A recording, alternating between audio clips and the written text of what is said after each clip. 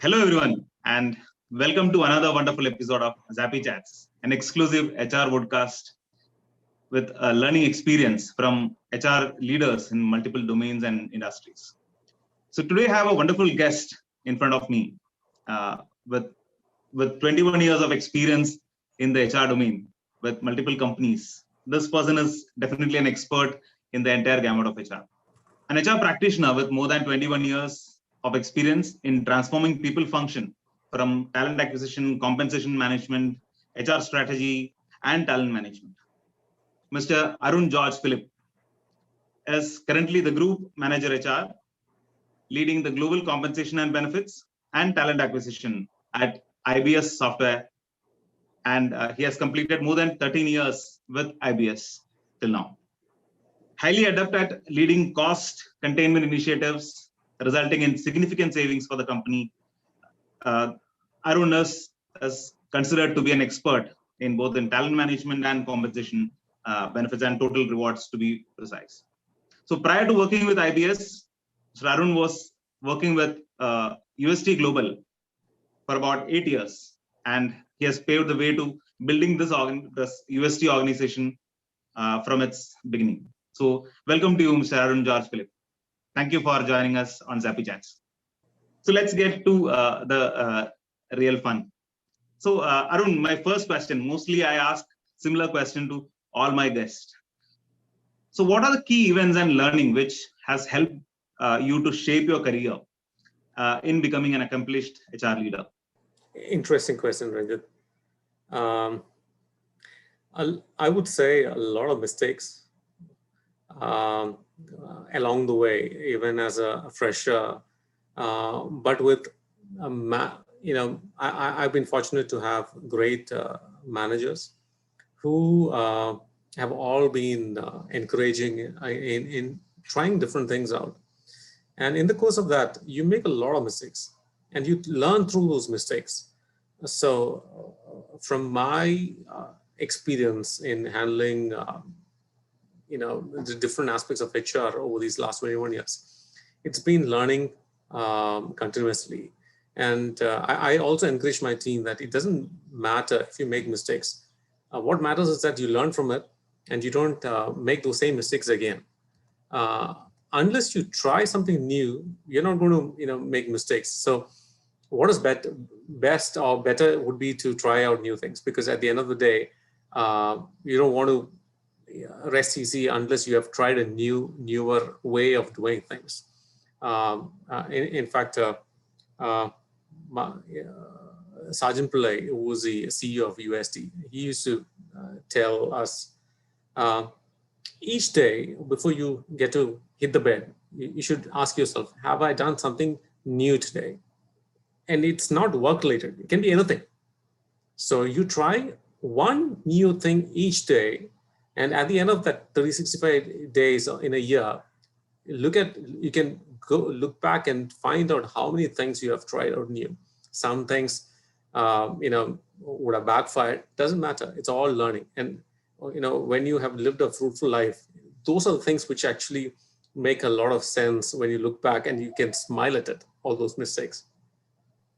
Absolutely. I could recollect something from the great organizations like Google, where they have something in their annual performance appraisal, which is called how big you have failed in this year.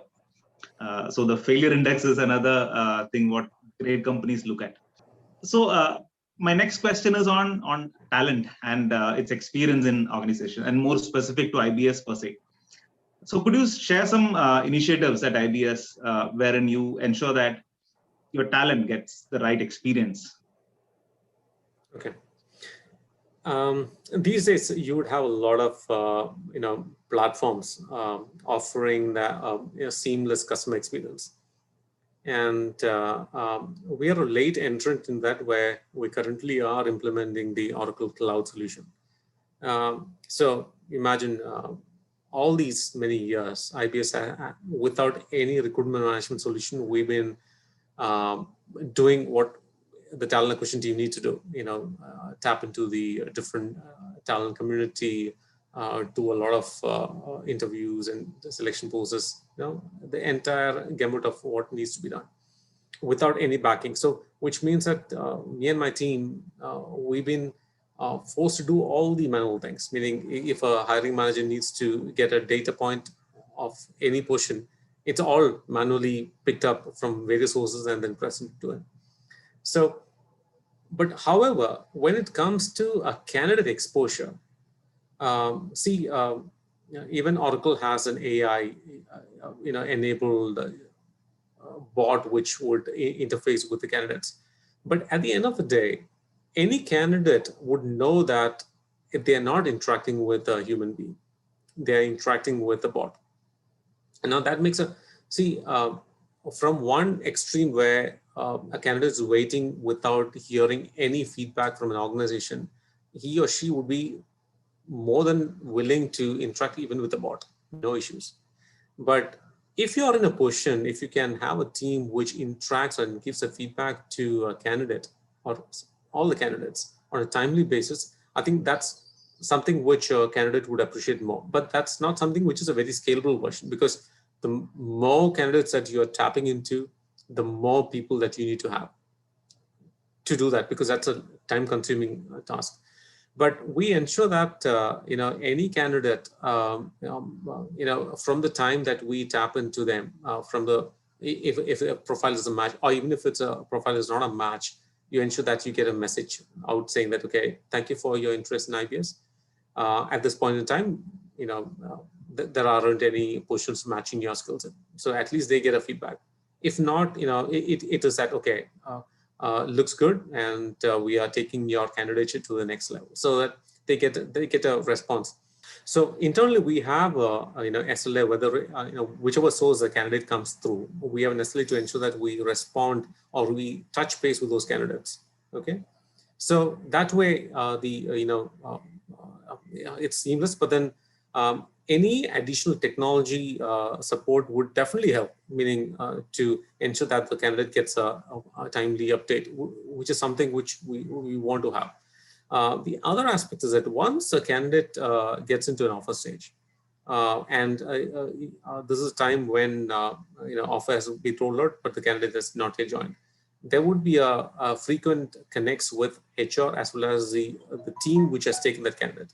So from the HR, in a fortnight, you get a call from HR saying that, and inquiring with the candidate on how is this transition happening in his or her current organization. From the project side, from the hiring team's point of view, what they do is that they start engaging with the candidate early on, meaning much before the candidate actually sets foot into IBS, he or she would have a fairly great idea about what he or she is getting into in terms of the work, in terms of starting to engage with multiple team members, understanding what the challenges are in terms of a product implementation or whatever the project specifics are. So the advantage is that, first of all, the candidate on the day of joining, it's just another day, meaning you continue the relationship into IBS from what it has been with the hiring manager and the team. The second aspect is that the number of opportunities or number of declines from a candidate is also minimized when you have a meaningful interaction with the client. So once we have Oracle implemented, there are also features in terms of getting a feedback from a candidate at any given point in time. So from the initial dropping a resume, maybe nothing happened at that point in time. What is his or her feeling about the experience of submitting a profile against an open position? Second is that they went through a couple of rounds, but then did not work out. What's their experience like? So that we can get a feedback back into our system so that we know which are the areas which we can work on and improve ourselves.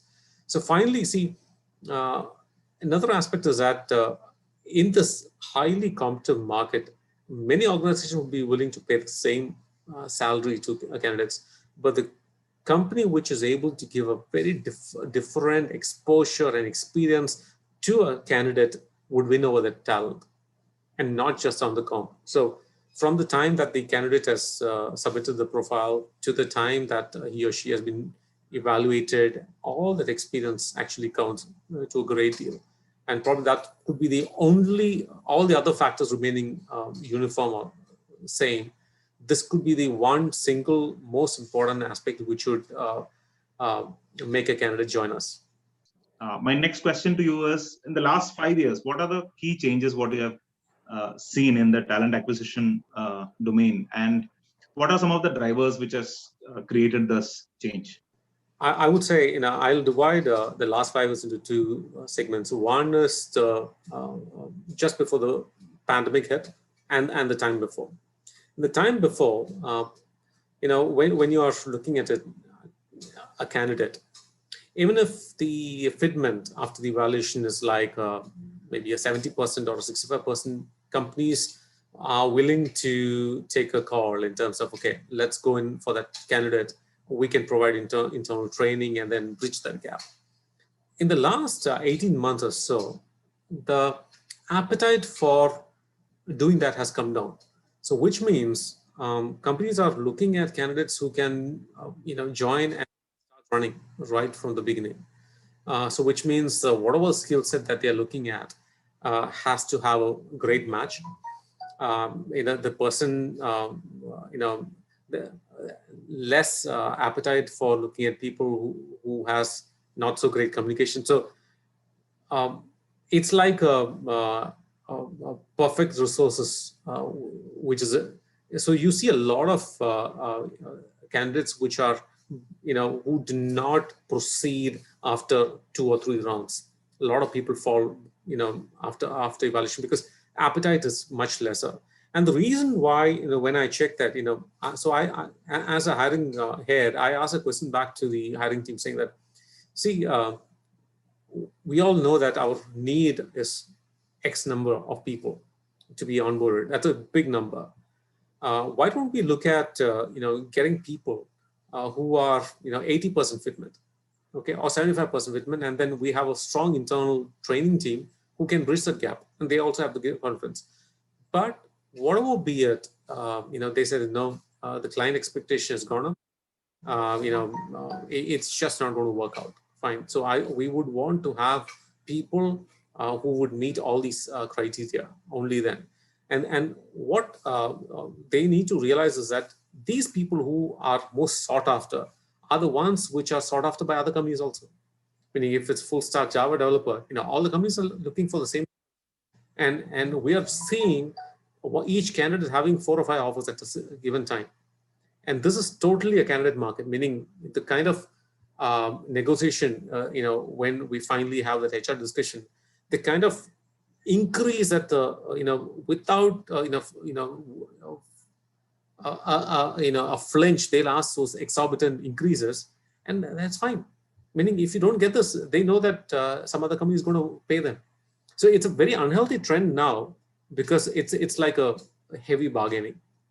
But as you look at the talent market, it's very seasonal, Ranjit, because what is happening now is that ever since the pandemic hit, companies, especially 2020, companies froze all the hiring. So all the people on bench started getting used. People who went, their position was not filled or backfilling was not happening. So till to 2020 November, where I'm sure each, I can tell from an Ibis point of view, where each team was stretched, meaning we each hiring had to have a internally approval before we are able to release an offer. That much scrutiny was there. So which means no bench.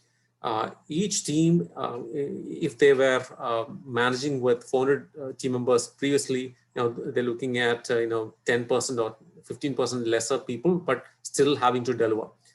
And all floodgates opened up by November, December 2020, where every company started hiring because they knew that life has to go on. The pandemic is here to stay.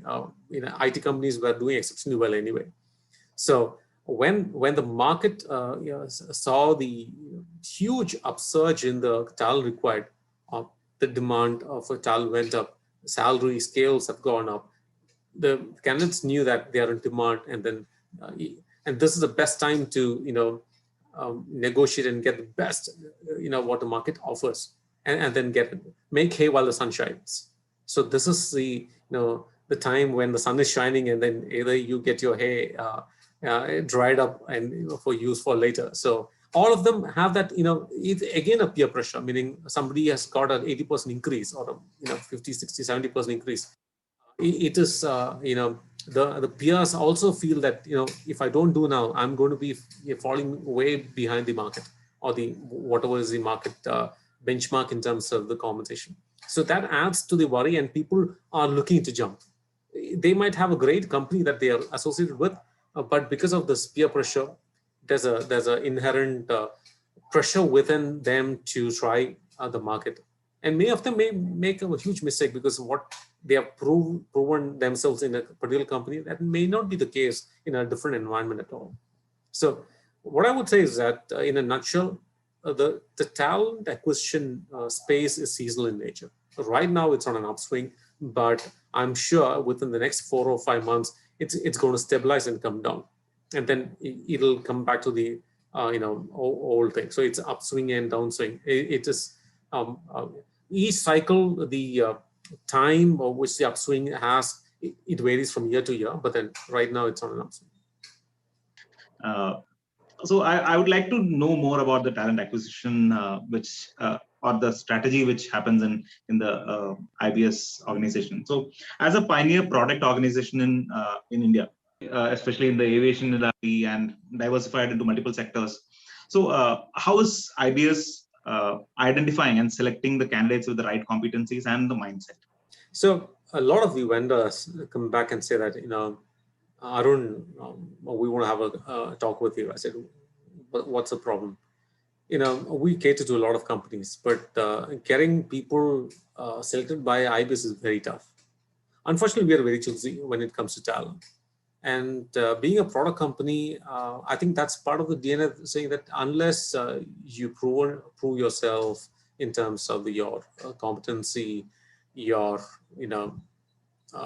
attitude, your communication skills, and the tenure that you have spent in organizations, all that matters.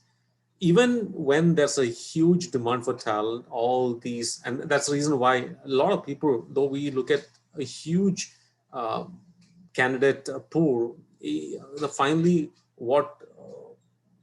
gets into offer stage is a very small percentage, and I'm talking about 4 to 5% only, okay, which finally gets converted, which is a huge strain on the talent acquisition team. But at the end of the day, I tell my team too, the talent acquisition team, saying that when somebody has to go through multiple levels of, say for example, Google or Microsoft, they go through, and those candidates are willing to do that because there's a huge brand value associated with that company. And whether it's 8 levels, they probably tell their people that I finished 8 levels at Microsoft, and finally I cleared. Are they saying that it's such a pain? No. It finally depends on the brand value of your organization. So for example, if you want to apply in Emirates and you have to go through their portal and you have to create a profile, meaning whatever is there on your CV, you need to create into their portal, and it takes time. Why are people willing to spend a couple of hours to create a profile? Because they feel that Emirates is a great company to work with. Okay. So unless you reach that kind of thing where the candidates feel that your organization is great, they would be willing to do all that. So the thing is, as a product company, we try to showcase to all the candidates that we interface with, our clientele, meaning you name the best airlines in the world, they are our clients. And in this airline space, an IT product company catering to the airline space, there's a huge entry barrier, meaning that there could be in TCS who has a huge, workforce, but they entered the travel transportation sector 5 years back, and they still have not been able to make a lot of inroads. Not because TCS is, doing anything wrong, because it takes time for the airline industry to recognize your capability. So you start with smaller airlines, then you work your way upwards in terms of getting contracts with bigger airlines like Lufthansa, British Airways, and all that. So it takes time. So IBS, over the last 24 years, we have made inroads into a lot of airlines, and it's not easy because airlines do not, give work to an organization unless you have grown yourself in that space. So if you look at the airline space around the globe, you would see a lot of airlines, meaning each country would have a lot of airlines. However, it's still a small space in terms of each of those airlines, people knowing each other. So if you do a fantastic job with an airline in terms of implementing a product, the word gets around pretty fast, okay? And if you make a mess of it, again, the word gets around very fast. So IBS has been very careful in terms of building talent and ensuring that each and every client that we have has got a lot of tons to say about IBS. In fact, if you speak to a Lufthansa or an American Airlines, they will speak volumes about IBS. And that is the single most selling point, when we approach another client, another airline, because this is a small fraternity finally, okay? So this actually helps us, our accolades and the success factor at an airline in delivering a product echoes across that, ripples across the airline industry. And some of the products that we have from cargo, airline cargo to airline loyalty are the best of the West in the world. And we compete with them. I don't think there are any Indian companies that we compete with. It's all international ones. We compete with the Sabres and Amadeus of the world, and we are the best. And we are very proud to say that our products are the best in the world. And IBS products are not cheap. We don't sell our product cheap. If you look at any of those products which are available in the market, ours will be among the top in the quadrant in terms of the cost. So airlines do not buy IBS product because it's cheap. It is not actually. So over time, so it takes, if you have to deliver successfully again and again, success becomes a way of life. If you have to have that, you need to have the right talent in place. So for us, we divide our workforce into two categories. One is the domain subject matter experts, meaning if you're talking about the cargo product, you have a subject matter expert who knows in and out, like somebody from Lufthansa Cargo. Our people can advise Lufthansa Cargo on what they need to do to improve the product.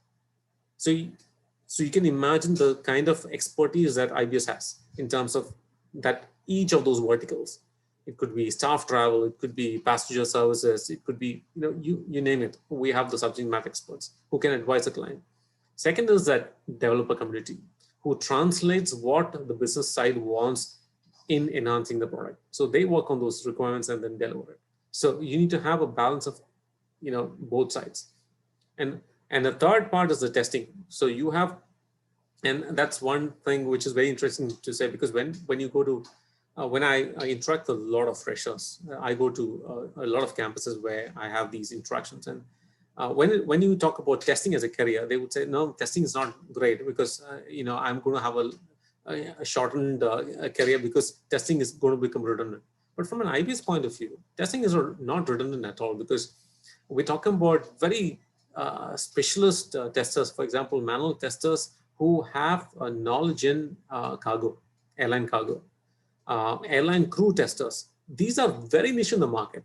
And I would say, a cargo tester, there would be probably less than 1,500 in India. A crew, maybe even lesser than 700 in India. So that's a market that we are working on. So very tough to get. We also spend time and efforts to train the next line of people. But then, if you want to have somebody from the market, very tough. So so when you are dealing with niche products, that's the kind of talent that you also need. So unless we are choosy in getting people, it's going to be tough. But then we also ensure that we take a lot of freshers from educational institutions and we groom them. So that's our future workforce.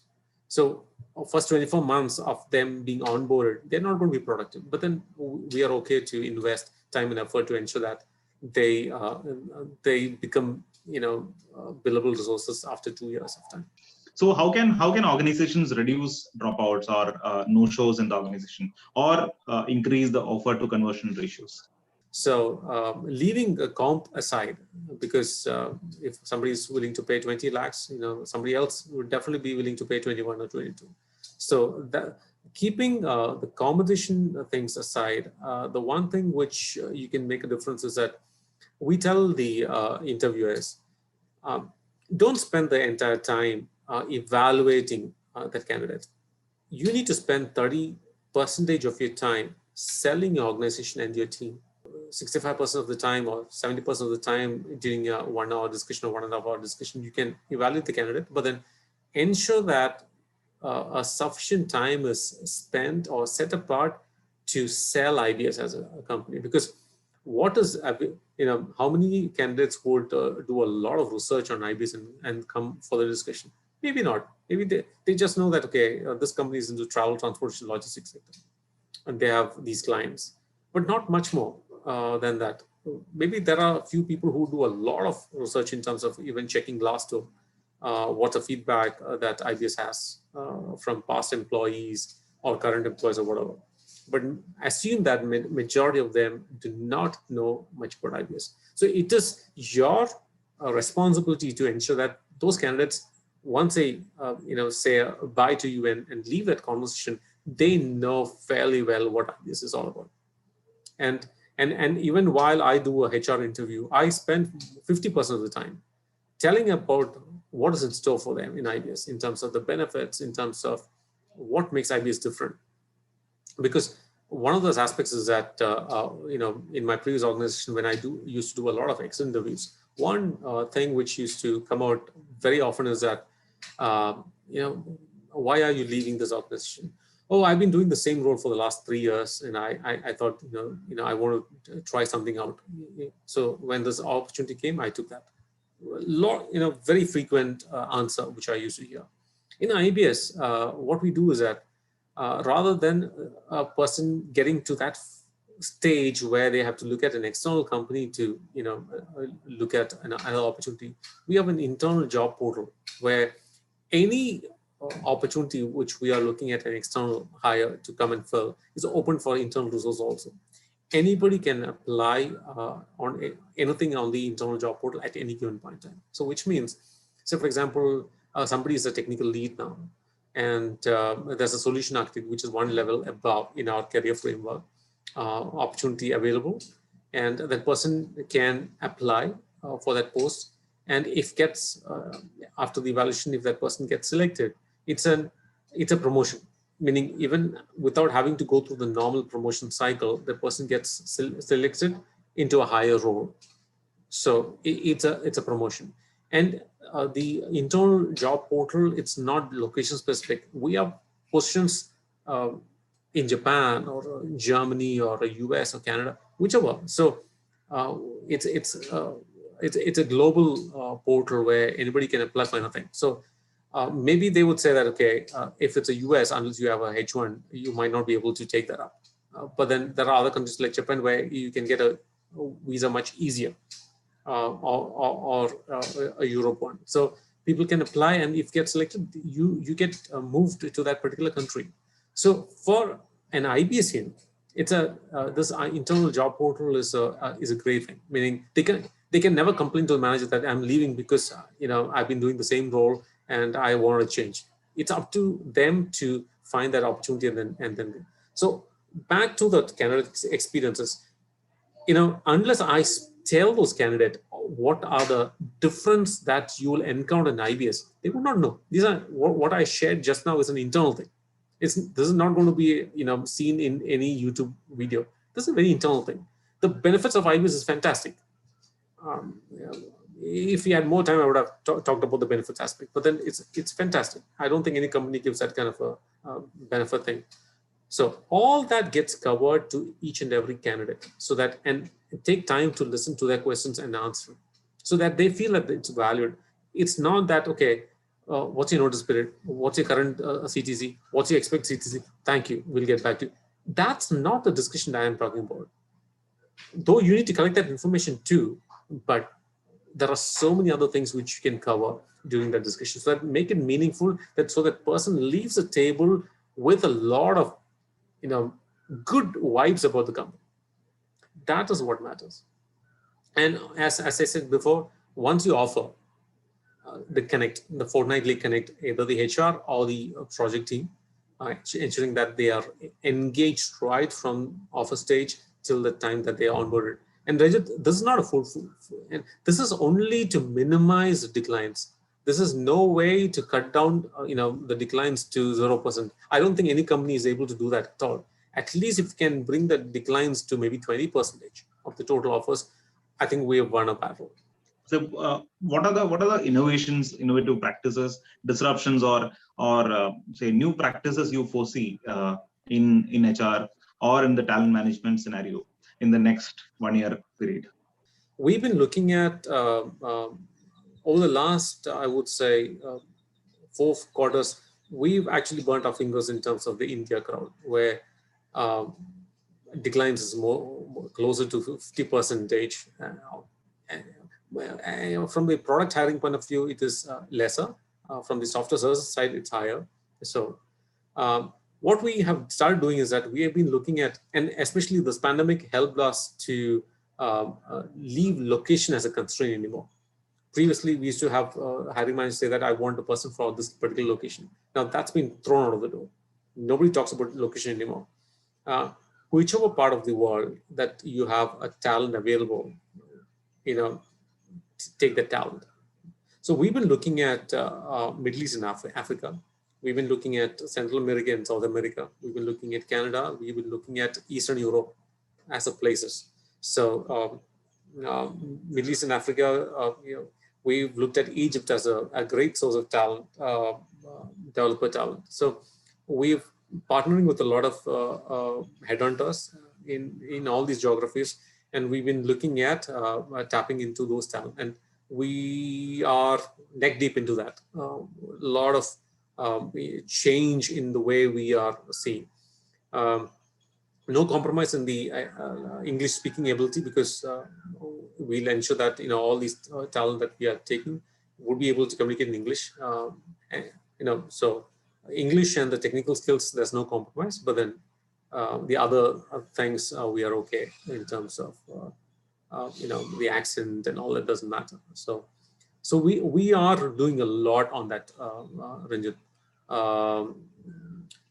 Sri Lanka, Malaysia, Egypt, Turkey, Brazil, Colombia, Croatia, Poland. We currently are in the process of closing a lot of candidates from these locations. It's very expensive at this time, because since we don't have an entity in many of these countries, we probably would have to take them on contract. And then convert them once we set up entities. So apparently, Ibis is also looking at creating entities in many of these countries where we would need to tap in talent. For Poland is one example where we are in advanced stages in creating just for talent, because we understand that going forward, if you tap into the same India, the different cities and all that, talent here is very tough market to close. So we are looking at. We also looked at, but this is something which other companies have also done, bringing women back to IT after, who have taken many years of break because of family reasons. Again, we've tasted a lot of success in that, and we want to do it very small. And then once we are able to establish a success measure, we'll expand it more. So, we started with an initial list of 50 people. And then out of that, I think we have at the offer stage for 15 people. And again, this is not India alone. We've had people from Dubai, US, Malaysia, and India. So these are these are not fundamentally different.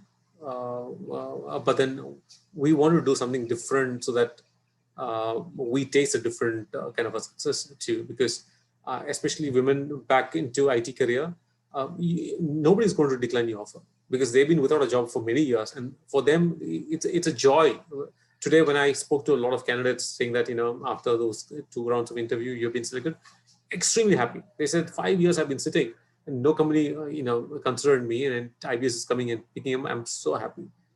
And when I was also negotiating or asked them, what is the package? They gave very low figure. I said, no, I'll give you much more because I want to give you the salary as per an internal thing. And they said they were so overwhelmed, and it gives you a lot of joy that you were able to do that for them. And one more aspect, since I touched on this aspect of bringing women back, I think IBIS would be one of those companies where that male to female ratio of total employees would be almost 50%. I don't think any company would come near to that percentage. Almost 50%. It's an equal kind of, maybe it would be 48% women and 52% male, or maybe almost same at the last count. So we welcome women into our fold because some of those women are leaders in whichever the different hiring, the product teams and all that. So we value their contribution, and we don't differentiate them at all. So I think from a women-centric point of view, IBIS is a pro-women organization where you have a lot of women workforce. Truly brilliant. I got a lot of answers from that response itself, and I could sense a very beautiful connect what you've created from the technology and the human perspective of talent. So next question is regarding again, you touched upon the pandemic, post-pandemic, or creating a lot of challenges and opportunities in front of us. So what is your organization's plan for a safe return to office, or are you looking at a safe return to office very soon? So every quarter we have a CEO Connect, where the CEO addresses the entire population. We also have a HR Connect, and even the chairman. So from a communication point of view, an employee in IBIS would not complain that I'm not hearing the leader speak. So in terms of, you have the freedom to ask questions to all the 3 people, meaning so chairman is a founder chairman, V.K. Matthews. Anand Krishnan is the CEO. He's based out of UK. And Jain is the HR head. He's based in Toronto. Now, anybody can ask any questions and it gets answered. So one of the questions which have been coming up is that when can we expect to get back to, office? I've been one who has been very happy to work from home because you have a lot of flexibility. But there are so many people who just want to come back to office. And it's understandable in terms of, they said,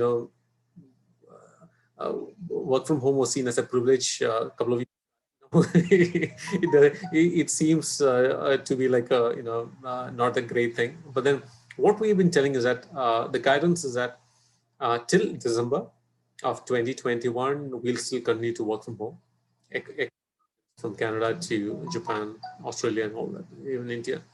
But post-January, we'll see how the conditions evolve, and then we'll slowly. So our CEO, confirms to employees saying that we're not going to one fine day ask you all to come back to office. It's not going to be. It's going to be taken from a pro-employee way. We'll ask who are the ones who would want to be in the first batch who will come back to office, because many of them would not be in Toronto, Cochin, or Bangalore, and these are the 3 places where we have offices. They might be in Bhubaneswar or Kolkata, and we are whichever across Chennai and all that. So we'll give them opportunity. You tell us when do you want to come back once office is slowly stopped. So we'll do it staggered way. And sometime back I told that location constraint has been taken out from a hiring point of view, and that means we have given a commitment to a lot of candidates. You can work from whichever location that you are in. So from a Bhubaneswar to Noida, Gurgaon, and all that, we have people who have been offered. And we told them, if you want to move to any of our office locations, you're welcome once office resumes. But then if you want to, be in your hometown and then work, we are fine with that too. The only thing is that if there's a business travel, hope you would be okay to do that. I don't think anybody, has any issue with that. We give an option to people to choose how they want to do it. But some of those roles, so again, it's going to be role specific. Some of the networking team members are already in office. Some of the admin people are already in office because skeletal crew is there in all the three offices to ensure that the upkeep and all that is taken care of. But I'm talking about hardly less than 10 people in each of those locations. But other than that, some of my team members say that it's easy for me to use an office infrastructure. So can I go? I said okay, but that's not because I have insisted, because it's their choice.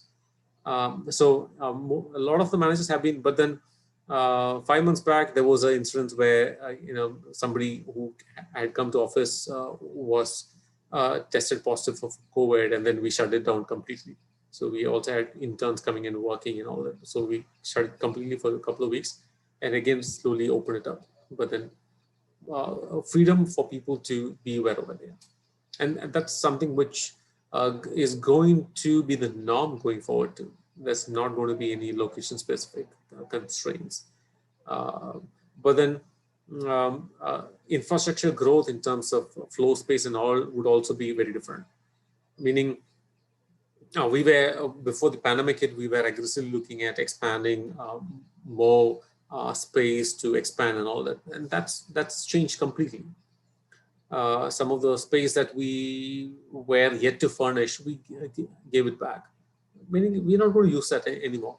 So whenever there's a need, and we'll take a call at that time. So those are things which we've told employees that was in store. So they have a view till December that they're not going to be asked to come to office and work. Now, since I have in front of me an expert with 21 years of experience in HR, I would like you to give some message to the young and aspiring HR professionals out there. So what is your core message to them? What I would, one of the most important things for new people who are getting into the HR fraternity would be that learn. Don't bother too much about comp. Comp in the long run will catch up with the market. Doesn't matter. But choose an organization which gives a value for employees and an opportunity to learn. And don't get stuck to one aspect. If for example, if it's a company which gives an opportunity for people to move from one HR function to the other as a job rotation, take that. Learn as much as possible in the first 5 years, and then you can, if you have a taste of all from a compensation, because normally what I've seen is that comp is something which is kind of a niche. It's tough to get in. Recruitment is one area where a lot of opportunities come up. So that, whatever be, if you get an opportunity to be part of a compensation team, take that. Have a taste of each and every aspect of HR. And then at the end of 5 years or 6 or 7 years, then you can take a call, which is the area which most excites me under HR. It could be a business partnering function where you interface your friend ending with the people. Or it's a function like compensation or the corporate HR and training and all that. Maybe a different kind of skill set is required. You can take a call at the time, and ensure that early part of your career focus on invest in learning. So read, observe, ask questions. It is absolutely okay to ask questions. You might. Especially Indians, you don't ask questions because you have a feeling that if you ask questions, somebody's going to feel that you do not know. Most likely, that they also would not know. But then it's a dumb thing to not ask questions. Ask questions because the smart ones from the rest by the ones who ask questions, but not for the sake of asking questions. Ask questions which you genuinely want to know. Okay, so you read. Equip yourself, ask questions. If you have the opportunity to work under great managers, learn from them. They'll also handhold you. Why I said, if you have an opportunity to work under great managers is that when you are groomed by a great manager, you also will become a great manager when you have team members of your own. Because a genuine desire to see your team members being groomed as future leaders, investing time and effort in them to equip them with the right skill set so that they are in a position to independently manage something, even if you're not there. A lot of managers would have that insecure feeling that if I share all that information, I would become redundant. Absolutely, you should become redundant. You make yourself redundant by equipping your team members to handle your role so that you should look for something else. Don't be comfortable in that particular role. So have a thirst to experiment. And as I said, it is okay, absolutely okay if you make mistakes. You learn a lot. Some of the greatest learnings that I have is from mistakes made. And you learn also, from those managers who handhold you, say that it doesn't matter. It happens. It happens. We'll overcome that and we'll work through it better. So you make note of it and ensure that particular thing, you are not going to make a mistake again. Maybe you'll make a mistake in something else. Doesn't matter. In that particular thing, you'll never make a mistake again. Rather than a manager, reprimanding a person, if it's a manager who's very supportive, the team member would be much more learn their lesson from such managers, because they know that they don't want to upset that particular person, because you do a lot of things because of the admiration for that manager. So because of that, you actually get the best out of team members if you become a role model kind of a manager. So I would say learn, invest in reading, invest in understanding, speak to people who are your peers, speak to people who you interface with, be part of the LinkedIn community. A lot of opportunities to be part of HR communities within LinkedIn. Be part of those conversations where you also start contributing a little later. If you become a master of something, share those with somebody else. So somebody else would look to you as your mentor. So it's always give and take. You give more, take less.